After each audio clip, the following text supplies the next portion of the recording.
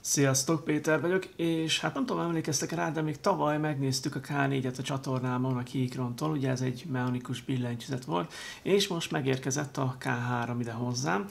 Ugye első hangzása csak egy számbeli különbség van a két termék között, de azonban ha a K3-at megnézzük közelebbről, akkor rájövünk, hogy azért van bőven különbség. Kezdjünk is hozzá!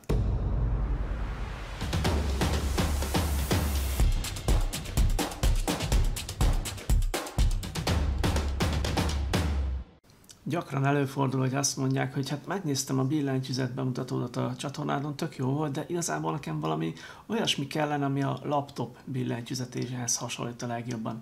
Nincs valami ilyesmi? Nos, hát ilyenkor szokott szóba kerülni a K3, hiszen ez egy low profile billentyűzet. A dobozban a már szokásos dolgok találhatóak meg. Van itt keycap, távolító és switch kiszedőszerszám, a jó minőségi szőtborítású kábel is itt van, a Mac-es billentyűsapkák, némi papír és használati utasítás, na meg maga a billentyűzet. Ez a billentyűzet talán a legnépszerűbb layouttal érkezett, ez pedig a 75%-os TKL méret. A célhardverünk 306 mm hosszú, 116 mm széles és 22 mm magas. Tehát nyugodtan kijelenthetjük, hogy nem fog sok helyet foglalni a táskánkban, és a 483 g-os súlya is lehetővé teszi, hogy hordozzuk. A felvételek alapján is jól látható, hogy ez a 22 mm-es maximális magasság bizony nem sok. A billentyűzetet én a Keychron által készített Low Profile Optical switchekkel kaptam meg. Abból is a redes változat jutott el hozzám. De létezik a piacon Gateron Low Profile Mechanical switchekkel felszerelt változat is. Természetesen a switchek itt is cserélhetőek, a gyártó honlapján is van többféle switch a billentyűzethez, szóval bárki megtalálhatja a neki tetszőt. Adódik a kérdés, hogy mi a különbség a low profile és a normál switchek között. Természetesen a méret, és itt főleg a switch lenyomási útjára gondolok, a low profile switchek sokkal hamarabb fognak kapcsolni, mint normális társaik.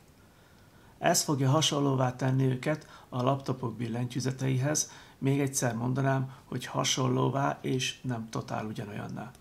Eszközünkben egy 1550 mAh-órás aksi található, ami előrevetíti, hogy vezeték nélkül is lehet használni, a gyártó szerint 34 órát bír ki így a billentyűzet. A K3 Bluetooth 5.1-jel van felvértezve, szóval képes lesz ő is 3 különböző eszközhöz csatlakozni, nem okoz neki gondot se a Mac, se a Windows, és az Androidot is szereti. Maga a billentyűzet háza műanyag, amit felül és oldalt alumínium keret borít, szóval kinézetre és anyaghasználatra sem lehet egy szavunk se. A K3 masszív, tartós darab, nem recseg, nem ropog, nem nyekereg, egybe van az egész. A billentyűzeten hátul középen találjuk az USB-C foglalatot, ahová vezetéket tudjuk bedugni. A polling rate ebben a módban 1000 Hz lesz, tehát a billentyűzet alkalmas akár a játékokra is. Az eszközünk alján található lábakkal 2 lépcsőben meg tudjuk emelni azt, így biztosítva neki magasabb dőlésszöget. Mivel ez a termék kellően alacsony, én nem használtam hozzá a tesztidőszak alatt csukló támaszt.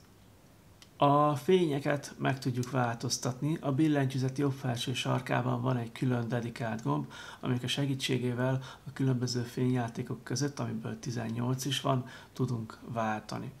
Ugyanakkor a funkció plusz jobb-bal nyilakkal képesek vagyunk egy fényjátéknak a színösszeállítását további lépcsőkben beállítani, szóval a kombinációk száma így eléggé magas.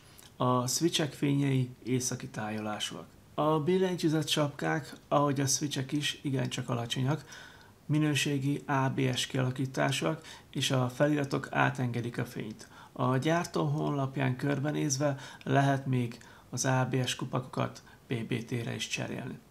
A billentyűzet, ami nálam járt, ISO kiosztású, tehát van rajta a szokásos nagy enter, és van az i billentyűnek is hely, de a feliratok rajta UK változatok, tehát angol kiosztású.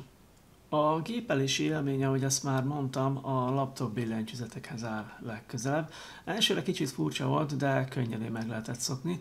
Ugyanakkor szinte biztos vagyok benne, hogy a K3 alapból halkabb, mint a K4-es normál switches billentyűzetem.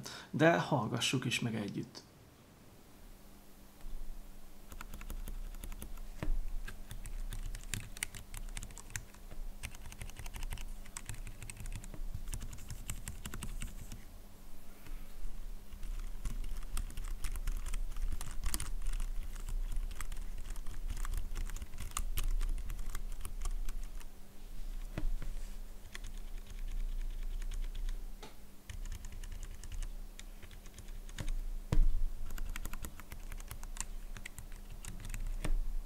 A billentyűzetet ezúttal is az After Hours bocsátotta rendelkezésemre, akik a Keychron termékek hivatalos magyarországi forgalmazói.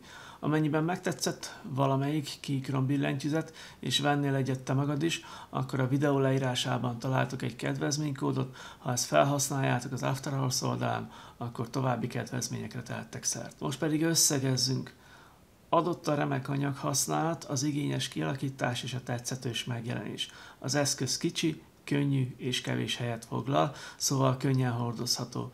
Ötvözi a mechanikus billentyűzetek előnyeit a low profile kialakítással, és tetejében használható vezeték nélkül is. Ez a termék erősen ajánlott annak, aki munkahelyére vagy home office-hoz keres billentyűzetet, vagy csak egyszerűen számára jön be a hagyományos mechanikus billentyűzetek világa. A Keychron, mint márka egyre ismertebbé válik hazánkba, hiszen ha néztétek, akkor ugye például a VRP-snek is ilyen alapra építettek billentyűzetet. A videó leírásában találtuk a billentyűzethez linket, amit, hogyha gondoljátok, azon keresztül meg is tudtok vásárolni. Remélem tetszett a K3-nak a bemutatója. Ha igen, akkor találkozunk legközelebb is. Sziasztok!